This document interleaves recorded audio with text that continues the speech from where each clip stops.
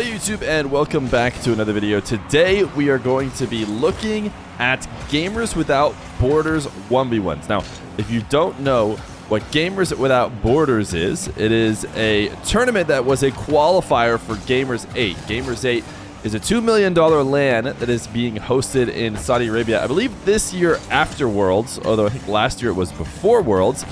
But it is a very, very high-profile tournament, and unlike other tournaments, it's not all 3v3. There is a bit of mixing up in between 2v2 and 1v1, although half the games will still be 3v3. And the qualifier was played with the same format. So what that means is we got to see some Zen 1v1s that maybe you guys didn't catch live or you just like to see replayed now for you. So we're going to start with Zen and Vitality versus G1 and Dorito. Dorito deciding to play the 1v1s for his team, even though he has Atomic and somebody else on the team who's also a good 1v1. I can't remember who it was, but Atomic has been playing a lot of ones. Apparently, Dorito will be handling it for them. And he has gotten one of the toughest matchups you can get. One of the nice things about Gamers Without Borders, and I talked about this before, is it's going to pull some new 1v1ers out of the woodwork. Maybe we haven't seen Dorito in show matches, but we're going to see him now in matches against Zen, which is going to be nice to see. And we have a couple more, including Zen versus Jorias when he later played against Oxygen, and Zen versus Braziers, which comes from him playing Monkeys. So he's going to score first as we're a minute 30 in. Dorito, honestly, coming into this match, is going to get credit for even keeping the score low. I think a lot of people will be expecting Zen to win a matchup between these two, and being down only 2 minutes in is actually something to be impressed by, and that's actually a great dodge of an air dribble bump. Not something you're used to seeing from defenders who maybe aren't used to getting that thrown at them left and right in 1v1. It is a common tactic in other modes as well, and Dorito shows that he is worked on his air dribble bump defense. Right now he's trying to slam long shots over the top of Zen, and Zen slams in a psycho. I had to show you guys this replay, and if you saw it live you knew it was coming, but I didn't want to spoil it because this is an absolutely filthy shot. We've seen him do this in a show match before, and now he's doing it in Gamers Without Borders qualifier. It's perfect, taking advantage of Dorito's long shots that can give him the kind of power to set up those doubles. If Dorito slows the game down and doesn't boom the ball like that, then I don't think Zen can find the kind of power to shoot that. But we'll see if Dorito keeps going to those power shots as he tries to shoot over the top of Zen, or if he plays a bit of a slower style. I think a lot of times the power shooting can be a sign of somebody who maybe is used to the kind of plays in 2s and 3s where you give up the ball much faster. You can really slow the game down, stop. You have nobody coming from behind you to come and demo you, which I think is kind of the pressure that a lot of players will feel. Zen is going to win another race in the midfield and get a third goal. So 3-0 for Zen as he continues to impress. Right now he's going to go for a ceiling reset. Double reset, top right. You better believe it's in. Zen 4-0. And one of the biggest things that's actually going to be fun, and I don't know if I'll cover all of the games that are like this. To be fair, this is actually not that bad of the one I'm about to talk about. But you're going to see a lot of really high-level players play against people that you won't see me or Johnny put them in show matches against. You know, we do our best to make sure matches are fair. And so a player like Zen, it's probably not hopping in a match against anybody that's not in the top 5, because otherwise it'd be almost silly to have him against them, or maybe top 10. Certainly not somebody who's not really even in the ones, competitive scene like Dorito. But Gamers Without Borders will force the hands of many teams to see what they can do against Zen. Now sometimes it can lead to fun upsets, but a lot of the time it leads to guys like Zen being able to style in the process of getting their wins. And he's up 4-0 right now. He's had a nice double reset into the top shelf. I think the Psycho is probably the even cooler play that he's made. But he actually just gave up a goal here. Not the best 50 at the midfield. So Dorito sees signs of life. I don't think we're going to end up covering one of the games, but I believe AJ played LJ. And honestly, I think that I wouldn't have predicted this being as one-sided because LJ is in the top 100 leaderboard. I've seen him playing around the 80 to 100 range. So to me, that means he's kind of playing the mode and he's not likely to just get dominated. But AJ really put the work in on him in the North American side. I think it was something like a 10 or 8-0. But we'll see a lot of games like that. Zen right now ultimately hasn't done a ton of scoring when it comes down to it, even though he's had some really impressive goals, throwing in some wall dashes as he looks to challenge Dorito. He is still only up 3. 30 seconds left to go. The biggest thing he's done is controlled kickoffs. We haven't seen Dorito winning any free kickoff goals. Double jump from Zen on 0 boost. He's going to be late recovering. Dorito knows that this is his chance. And look at that's a great shot for Dorito. What a save. How did that even get saved? I don't know if Zen bumped through him. That was a great play by Dorito. This is not the best way to find out how he is in ones. Not fair to look at just the match against Zen. We might have to see some more Dorito in the future, but Zen wins this first game. Next, we'll watch Zen versus Joyas when they played Oxygen. Zen versus Joyas against Oxygen. Vitality is certainly going to be one of the favorites coming into Gamers Without Borders. Nice reset 50. Little soft touch. Touched it too hard. It's going to go over the crossbar. But I think that Vitality comes in as, I don't know if they're the favorite, but certainly one of the best teams because we're talking about a team that was a major contender already, even without Zen, a 3v3 team that was very solid. Now they're adding Zen. Presumably their threes will get better with Zen. History of his games shows that would be the case. And their 2v2 and 1v1 level up even more than they could ever hope for. So it's hard to imagine what team could play against Vitality and have the edge. The first one that comes to mind, maybe just because of my history in Rocket League, is Rule 1, because that's a hair dribble bump from Zen. You know that Rawas can do it. If there's any player who can, consistently get wins over Zen, Rawas could do it in ones. But are Rawas and Killiers better than Zen and Alpha 54? Potentially, in terms of 2v2. And then I think it's hard to say where Rule 1 is at. Probably not at the level of Vitality. They haven't had the same kind of international prep as they, every LAN you're able to go to, I'm sure, improves your level even more. But Rule 1 has looked really solid in MENA regionals, and it's just hard to tell. I want to say they could absolutely contend with anybody in the Rocket League world, but until we see it, it's hard to really say. And the thing about Zen is so far, he has proven to be very consistent in terms of closing out wins against opponents he should. And that's not the case for every top 1v1er in these formats in best of ones. Players can have a tough time winning every single match. You essentially can't afford to lose ever. You can't just win the series. You have to sweep the series. Oh my goodness, that's a filthy shot. And I know they're all best of ones, not really series, but I hope you understand what I'm trying to get at. This is a great save. Zen maybe starting to style a little bit. One thing that I feel like a lot of people notice about Zen is when he feels like he's winning, he starts to push the limit, go for some clips and try and see what he can score. And I think it's actually a good mentality. It's a mentality that probably leads to discovering new ways to score like no one has before. If you get complacent and just get tap-ins the whole game, you really aren't learning, and Zen very clearly is constantly learning new mechanics, new ways to score, pushing the limits at all times. And the other player that you guys have heard me say that a lot about. Okay, all right, listen, I promise Zen is pushing the limits, okay? You never know. Maybe that defensive play could be a good one. As long as he workshops it, the 0 boost, awkward driving around the ball might eventually be something everybody's wanting to copy. But Nupo is the other player that I talk about that a lot. I'm sure you guys, if you've been watching the channel, you've heard me say that a million times, how he is constantly pushing the limits. He does it to an extent where it costs him some potential games, when he should just chill out for 30 seconds and stand behind the ball and force a low 50 and end the game. He'll still go for his crazy shots.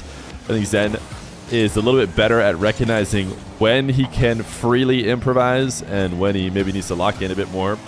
For example, Jory is within 1 with half this game left to go. So I don't think Zen can go too crazy. And what does he do? He goes to a low 50. He expects Jory to get the recovery. This is an awkward landing, but not one that Zen can't handle. Jory is from the ceiling. Nice shot from Jory, is tying the game. 4-4. Such a threat in the air, and Zen's forced to respect that. The catch goes to the bottom corner.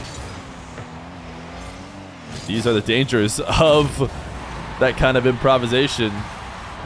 You see Zen doing well. Goes for that low musty or the low breezy or whatever it was. Towards the end of that dribble. Got Joria's on the board, and now Joria's with a bit of momentum. Trying to dash to bump Zen. Joria's, I think, feels good about his position here. He knows Zen is low on boost. He's not trying to overcommit, but Zen does well to get around to the opposite corner. The squishy fake. This looks just like Squishy falling from the ceiling and getting that late use of the reset or whatever. Second jump. No, falling off the ceiling. What was it? It was a ceiling shot. He just fell off. Either way, you know what I'm talking about. But ultimately, Zen does not use his flip. He lets it come to the ground. Gets a kickoff goal. Has himself back in the lead with 1:30 left to go. A lot of times, teams are picking ones against Zen to play against them early. There's going to be a lot of discussion when this tournament actually happens. The official tournament is going to be late August, so I don't think we'll see too much discussion about it until then, because the qualifiers are both over in real time. But a lot of discussion about when to play 1v1 in these best of 5s. A lot of times players might want to play them early because they play scared, as we used to go for the reset fake.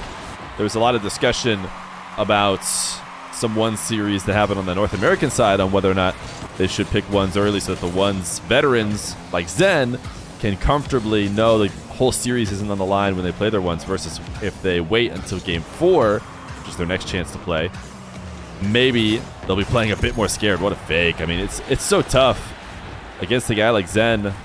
All he has to do is get the setup, get on the right side of the ball, or in this case, the left side of the ball.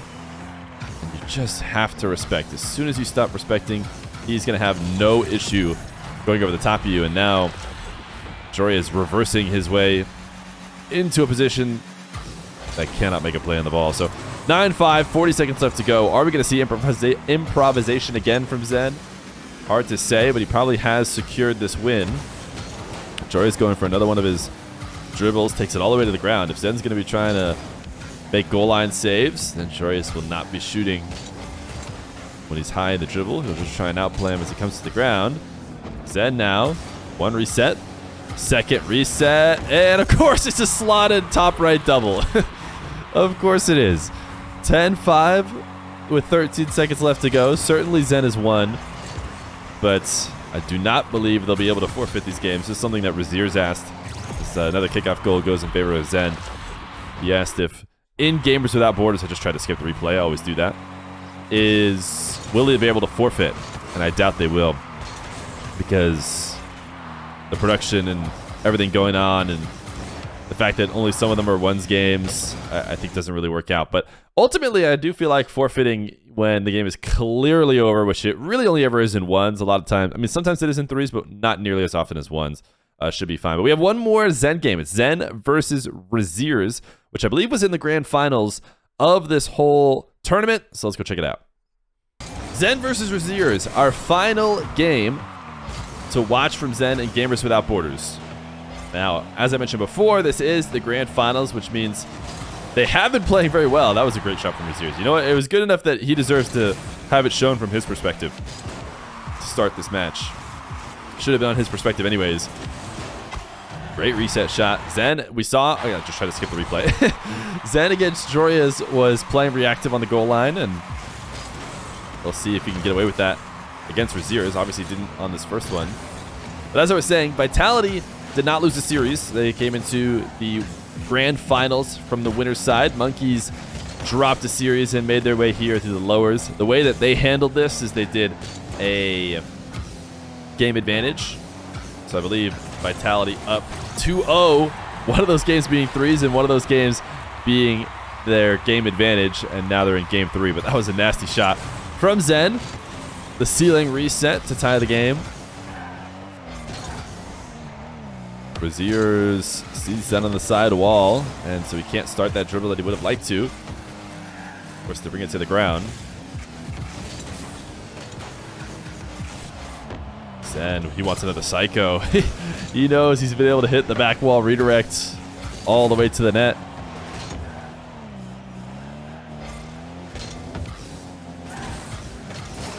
Zen did get affected by that Razier's fake.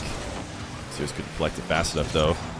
Turn it in for a goal. 22 boosts left, and Zen decides to use the wall dashes instead of using up his last bit of boost, so he can have a bit left over. Nice recovery from Razier's. Actually going to be a goal from Razier's. Credit to him. I'm going to go back and watch it real quick, but he gets bumped up and he wave dashes onto the wall in order to recover from it. And then he turns around for the shot. Says, I know you tried to put me off, but you could not succeed. Razier's playing well. 2-1 in favor of the player from Monkeys. If you guys are wondering who are the Monkeys, this is not an official org. That is the Sonics squad that recently got dropped from the org and added Razier's. So that is who is able to play so well in this tournament. Oh, Zen. That was definitely a scoring opportunity. Maybe rushed it a bit. So he misses just inside the near post, or just outside the near post, I imagine. That's a better way to say it.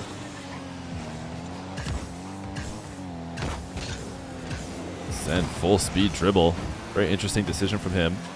Wanted to see what was going to come of it, because you don't see players going for that very often. Usually you need to approach at a bit of a slower speed so that you can threaten acceleration. Razier's solid challenge and a 3-1 lead. So far, Zen has not won a 1v1. Oh, sorry, has not lost a 1v1 in this tournament. So Razier's trying to give him his first. Razier's wave dash challenge maybe gets Zen to jump earlier than he would have otherwise, but the air dribble bump doesn't really matter when the ball is off the backboard, and Razier's will make it 4-1. Giving himself a 3-goal lead right before halftime. Razier's right now crucial to control kickoffs to prevent the comeback. He could get first possession for the rest of the game, which is, of course, easier said than done, and very, very tough to do. But he could probably ice it out. Right now, Zen did get first possession off this kickoff. Razier's has already done enough to at least slow him down, but he got a bit greedy. Got a bit greedy on the blue half. And now Zen within 2. Only burnt 30 seconds off the clock. Razier's needs a kickoff win. Goes to the delay. It's exactly that. Like that mix up from Razier's. But he might have just given Zen another opportunity as he tried to get possession with 100 boosts in the corner. Not the best recovery. Not sure it matters too much, but actually if he recovers quicker, he challenges Zen before he collects the ball. Because he gets there late, Zen has a chance to control it and then threaten the flick, which means Razier's really can no longer challenge. He tried to, because that's one of your options.